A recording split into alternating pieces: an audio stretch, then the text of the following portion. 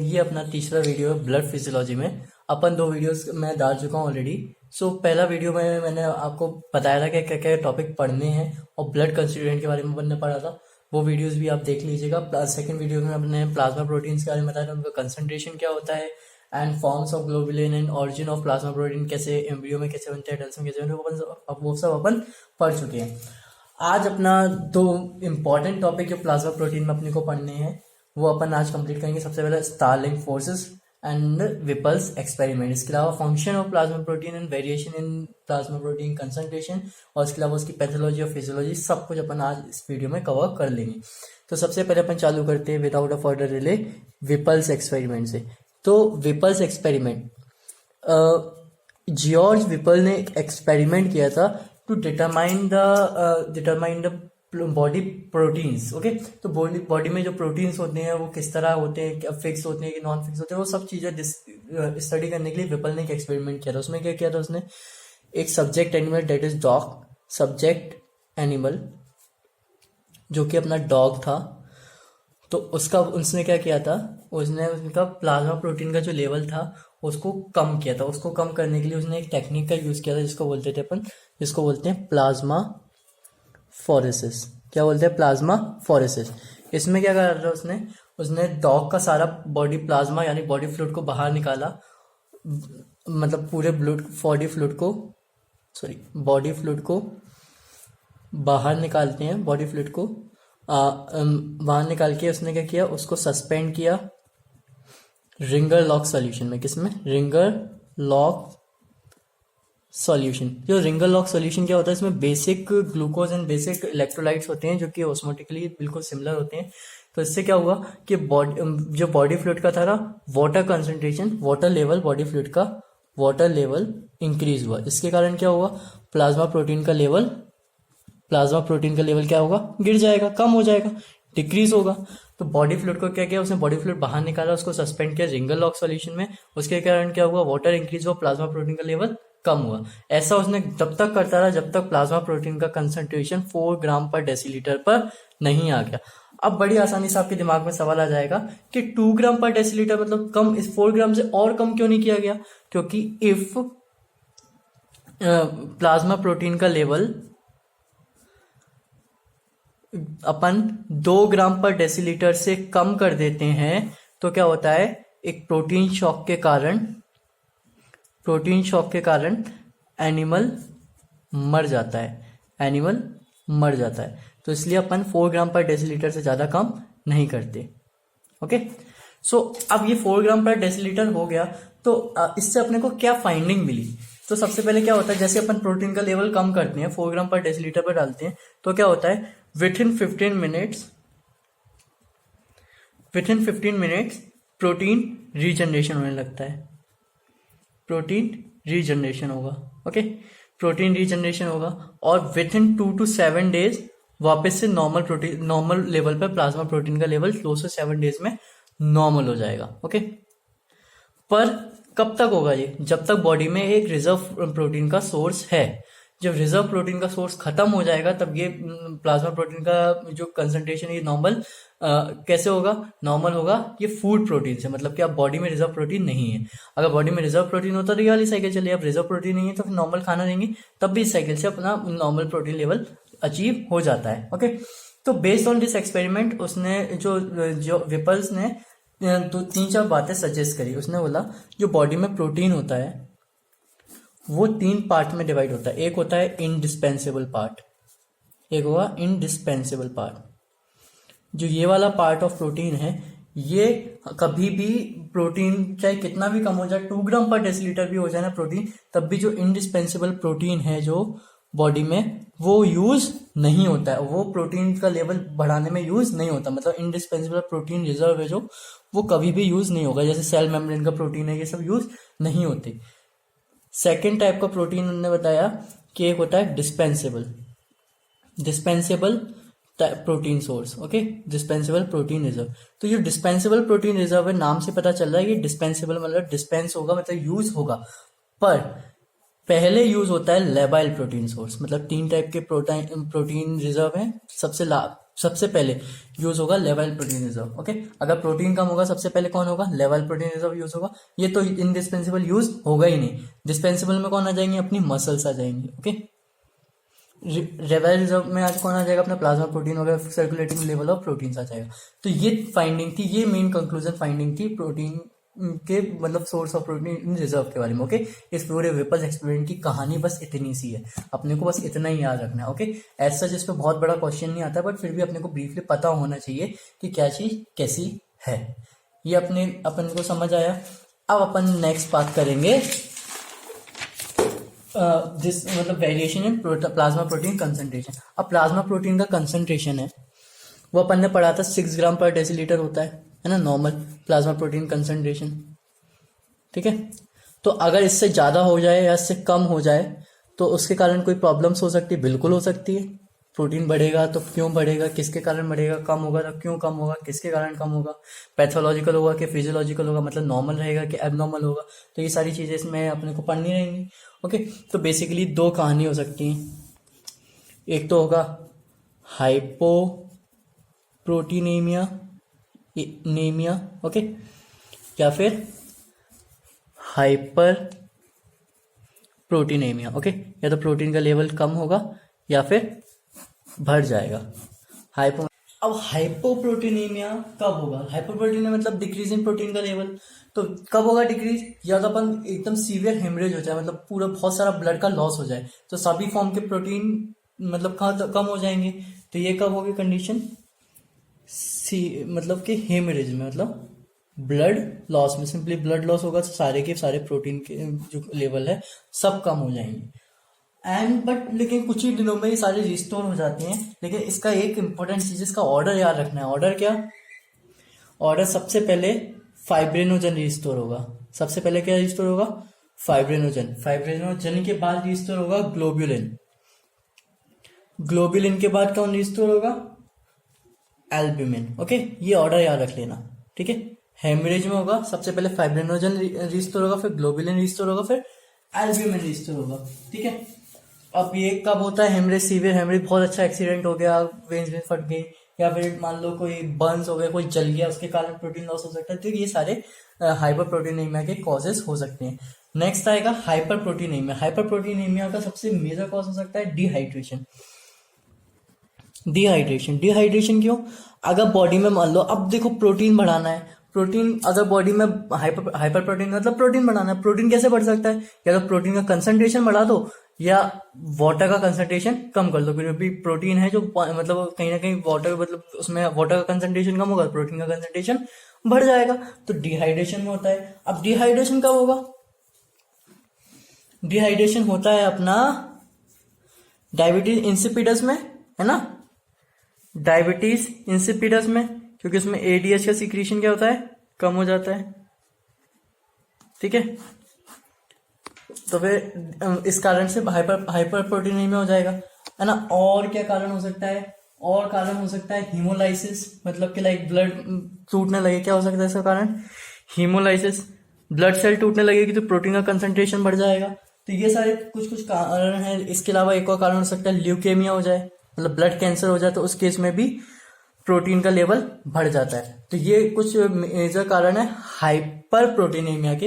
इसके अलावा हाइपोप्रोटीनेमिया का एक तो हेमरेज बता दिया मैंने, एक और मेजर कारण हो सकता है माल न्यूट्रिशन, है ना, माल न्यूट्रिशन कारण हो सकता है इसका एक, मतलब कि न्यूट्रिशन कम है इसके कारण हो जाएगा। ठीक है, तो ये बेसिक चीजें हो गई।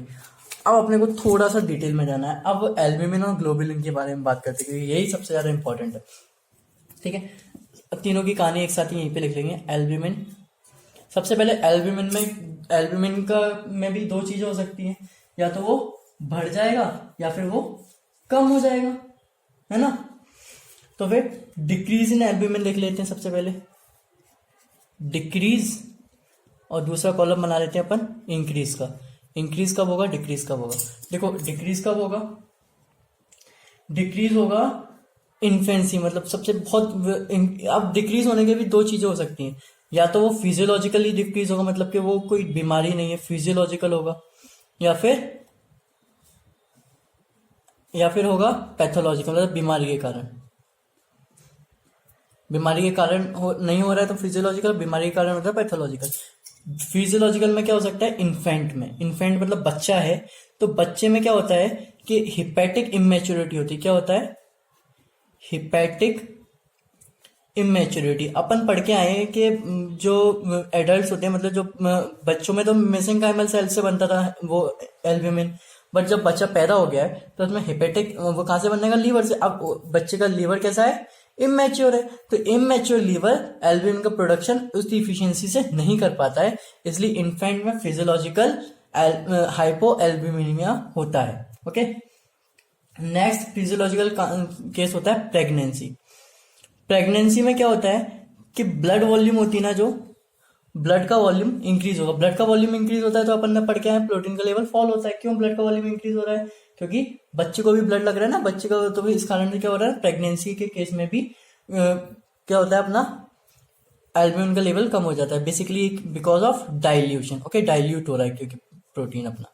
अब पैथोलॉजिकल केसेस में क्या हो सकता है, देखो फटाफट अपने को फटाफट पता हो जाएगा। हेपेटाइटिस में क्यों, हेपेटाइटिस में क्यों होगा, क्योंकि लीवर से बन रहा है ना।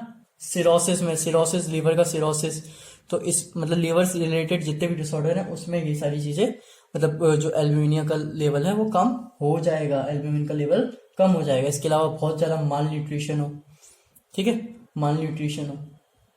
अब इसके अलावा क्या हो सकता है पैथोलॉजिकल में, किसी भी कारण से प्रोटीन का लॉस हो गया हो ज्यादा, या इसमें क्या हो रहा है, इसमें प्रोटीन ढंग से बन नहीं रहा है, प्रोटीन सही से बन नहीं रहा है, प्रोटीन सिंथेसिस नहीं हो पा रही, प्रोटीन सिंथेसिस में डिफेक्ट है, प्रोटीन सिंथेसिस में डिफेक्ट है। अब मान लो प्रोटीन लॉस हो गया, प्रोटीन लॉस कैसे हो जाएगा, अभी अपन पढ़ के आए थे, कैसा, बर्न्स में, मतलब बर्न्स हो गए, मतलब जल गया कोई। इसके अलावा नेफ्रोसिस, मतलब कि नेफ्रॉन सही से काम नहीं कर रहे हैं, तो नेफ्रोसिस में भी प्रोटीन का लेवल कम हो जाता है, एल्ब्यूमिन का लेवल कम हो जाता है। अब इंक्रीज कब होगा, इंक्रीज अपन को एक दो एग्जांपल याद रखने, सबसे मेन है इसमें डिहाइड्रेशन। ओके, डिहाइड्रेशन भी सफिशिएंट है याद रखने के लिए, बाकी आपको इतना डिटेल में जाने की जरूरत है नहीं। इतना हो गया। अब फटाफट बात कर लेते हैं ग्लोबुलिन के बारे में, ठीक है। ग्लोबुलिन की भी दो कहानी होगी, अपन जानते हैं क्या, या तो क्या होगा डिक्रीज, या फिर क्या होगा इंक्रीज। बेसिकली यहाँ हम बात करेंगे गामा ग्लोबुलिन की, किसकी, गामा ग्लोबुलिन की, क्योंकि यही एंटीबॉडी है ना, एंटीबॉडी अपन पढ़ के आए, इम्यूनोग्लोबुलिन गामा ग्लोबुलिन नहीं होते हैं। तो डिक्रीज कब होगा, डिक्रीज बेसिकली वही कहानी है, नेफ्राइटिस, मतलब किडनी में समस्या हो तो वहां से अपना ग्लोबुलिन रिलीज होने लगा, या फिर हाइपोगामा ग्लोबुलिनेमिया, मतलब कि हाइपोगामा ग्लोब्यूलिनेमिया, मतलब कि गामा ग्लोबुलिन एक कंडीशन है, एक डिसीज है ये, उसमें गामा ग्लोबुलिन का लेवल कम हो जाता है। इसके अलावा इंक्रीज कब होगा, इंक्रीज होगा, अब बताओ ग्लोबुलिन कहां से बनता है, प्लाज्मा सेल से ना, तो प्लाज्मा सेल कैंसर से, कैंसर में इंक्रीज हो जाएगा, प्लाज्मा सेल कैंसर में इंक्रीज हो जाएगा। इसको अपन बोलते हैं मल्टीपल माइलोमा, क्या बोलते हैं, मल्टीपल माइलोमा। ओके, तो इस केस में इंक्रीज हो जाएगा। अपन ज्यादा एग्जांपल याद नहीं रखेंगे, बहुत सिंपल छोटे छोटे एग्जांपल याद रखेंगे। ओके, इसके अलावा कोई पल्मोनरी या कार्डियक सर्जरी हो, कार्डियक या पल्मोनरी सर्जरी के बाद अपन क्या दे देते हैं, कार्डियक एंड पल्मोनरी सर्जरी में क्लॉट बस्टर दे देते हैं। ओके, जब भी कोई भी हार्ट की या लंग्स रिलेटेड सर्जरी होती है तो अपन पेशेंट को देते हैं क्लॉट बस्टर। फटाफट आप एनसीईआरटी में जाओगे तो आपको याद आ जाएगा, क्लॉट बस्टर सोमेटोस्टेटिन है ना, याद आया। तो ये क्यों दे देते हैं, इससे क्या होगा, जो फाइब्रिनोजन का सीक्रेशन फाइब्रिनोजन है वो भी कम हो जाए। ओके, तो ये सॉरी मैं यहाँ पे गलत पढ़ा दिया आपको, सॉरी ये याद नहीं रखना, सॉरी ये फाइब्रिनोजन की कहानी थी। ओके, तो इसके अलावा हाँ, ये यहाँ पे थे ना, ये ट्यूबरक्लोसिस में इंक्रीज होता है, सॉरी इसको आप भूल जाइए, यहाँ पे आइए, ट्यूबरक्लोसिस में इंक्रीज होता है। ओके, अब फटाफट अपन फाइब्रिनोजन, इतने दो तीन एग्जांपल याद रखना सफिशिएंट है, ज्यादा एग्जांपल में फंसना नहीं है। ओके, फाइब्रिनोजन की क्या कहानी है, फाइब्रिनोजन में भी दो चीजें पढ़ेंगे, डिक्रीज एंड इंक्रीज।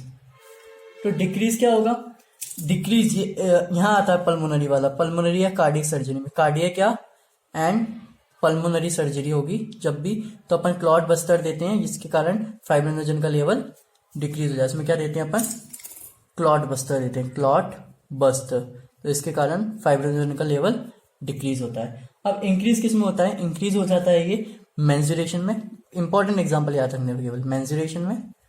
नेक्स्ट होगा ये मलेरिया में। ओके, बस 2 एग्जांपल याद रख लो, ज़्यादा दिमाग लगाने की जरूरत ही नहीं है। ओके, तो ये इतना सफिशियंट था इसके लिए। अब अपने को बात करनी है स्टार्लिंग फोर्सेस पे और फंक्शंस ऑफ प्लाज्मा प्रोटीन पे। ओके, सबसे पहले फंक्शंस ऑफ प्लाज्मा प्रोटीन करते हैं और उसी में अपना स्टार्लिंग फोर्सेस भी आ जाएगा। या फिर मैं सोच रहा हूँ स्टार्लिंग फोर्सेस का आपका सेपरेट वीडियो ही बना दूँ, काफ़ी इंपॉर्टेंट है वो। तो स्टार्लिंग फोर्सेस को आज अवॉइड करते हुए अपन सिर्फ अपना जो इंपॉर्टेंट फंक्शंस है वो लेते हैं। Okay, functions of plasma protein. Okay, तो सबसे मेन एप्लीकेशन का स्टार्लिंग फोर्सेस में ही है, लेकिन फिर भी अपन उसको अवॉइड करते हैं क्योंकि वो ज़्यादा बड़ा वीडियो हो जाएगा।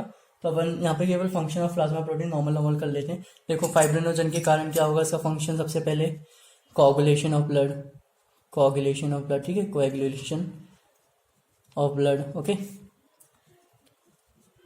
इम्यूनिटी में रोल होगा, इम्यूनिटी, गामा ग्लोबुलिन वगैरह। इसके अलावा क्या होता है, ओस्मोटिक बैलेंस मेंटेन करता है।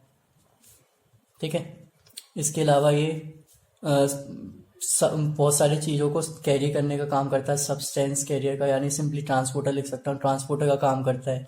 अपन जब बाइल मेटाबॉलिज्म पढ़ेंगे तब अपने को समझ आया कि कैसे काम करता है, प्रोटीन से बाइंड होकर कैसे बाइलिरुबिन लीवर तक जाता है, वो सारी चीज़ अपने को पढ़नी है वहाँ पे। तो ट्रांसपोर्टर का काम करता है ये। ठीक है, इसके अलावा ये क्या करता है, आर्टियल ब्लड प्रेशर है, आर्टीरियल ब्लड प्रेशर, उसको भी मेंटेन करता है। ठीक है, अभी आपको जब एग्जाम में अगर लिखने को आए ना, तो कोगुलेशन ऑफ ब्लड लिखा उसके ऊपर एक लाइन लिख देना, इम्यूनिटी आए उसके ऊपर एक लाइन लिख देना, ऐसे सबके ऊपर एक एक लाइन लिखते जाना। मैं इसलिए डिटेल में नहीं लिख रहा हूँ क्योंकि अपने को पता है ना, एसिड बेस बैलेंस भी बनाता है ये।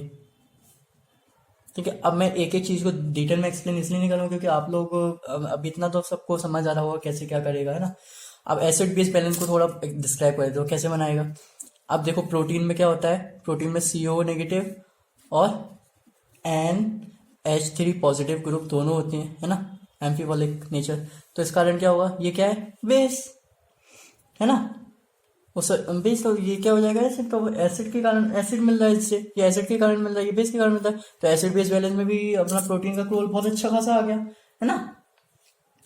और इसके अलावा प्रोटीन का रोल रहेगा, इम्यूनिटी फंक्शन लिखा चुका हूँ मैं। इसके अलावा और ऐसे जिसमें बहुत ज़्यादा इंपॉर्टेंट रोल्स यही है। और आप एक एक पॉइंट को थोड़ा थोड़ा डिस्क्राइब करके एग्जाम में लिखेंगे, आपको बिल्कुल परफेक्टली मार्क्स मिल जाएंगे। बस अपना एक टॉपिक आज के लिए बच रहा है, स्टार्लिंग फोर्सेस, क्योंकि वो थोड़ा लेंथी वीडियो हो जाएगा, इसलिए वो उसको मैं नहीं कर रहा हूँ, उसको मैं अगले वीडियो में जल्दी ही डाल दूंगा। Thank you for watching it. Please like, share and comment, please. कोई भी फीडबैक हो, आपको कुछ भी चीज़ें लग रही हो कि इस तरीके से वीडियोस बेटर हो सकती हैं, तो प्लीज़ सजेस्ट मी। मैंने भी अभी स्टार्ट ही किया है, तो फिर आप लोग के जितने सजेशंस आएंगे प्लीज़ कमेंट में ड्रॉप करिए। सजेशन से ही मैं अपनी चीज़ें इंप्रूव कर पाऊंगा, आपको बेस्ट से बेस्ट चीज़ें दे पाऊंगा। Thanks for watching my video. Please likes, comment and subscribe.